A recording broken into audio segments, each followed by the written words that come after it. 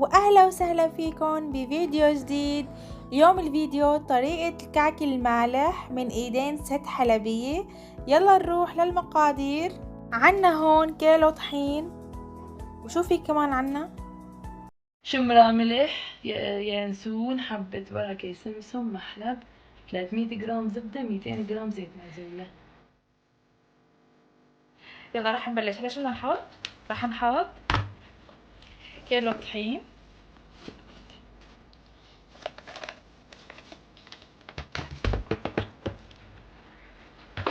وبدنا نحط فوقهم زبدة 300 جرام 300 جرام،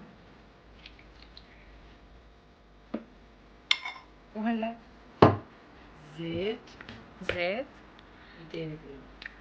كاسة زيت،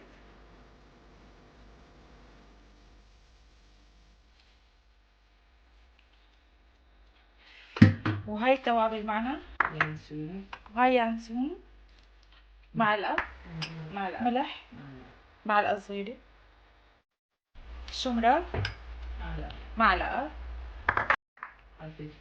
حبة البركة، سمسم، محلب، معلقتين هدول، معلقتين صغار. هلا رح نحطهم كلها، رح نحطهم هون كلهم فوق بعض. هاي الملح، هاي الشمرة، هاي المحلب،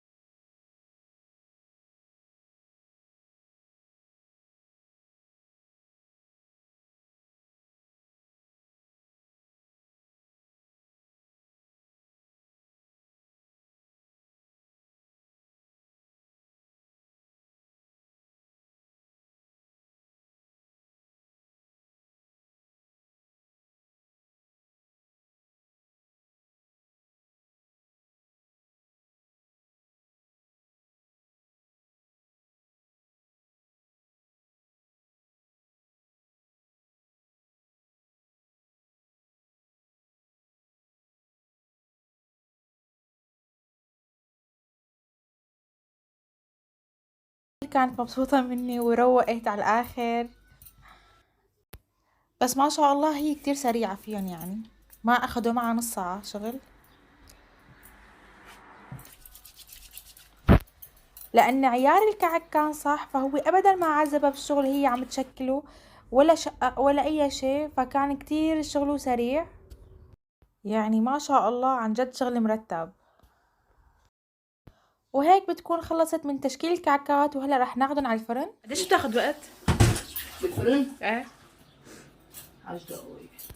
حمينا الفرن على درجة حرارة 200 لمدة 10 دقايق، كانوا جاهزين من فوق ومن تحت. طبعا ما شاء الله يعني النتيجة روعة، لا شققوا ولا صارلن اي شيء، وشوفوا اللون ما احلى، وكتير طالعين هشين. يعني عن جد الوصفة كتير رائعة، والطعمة غرام.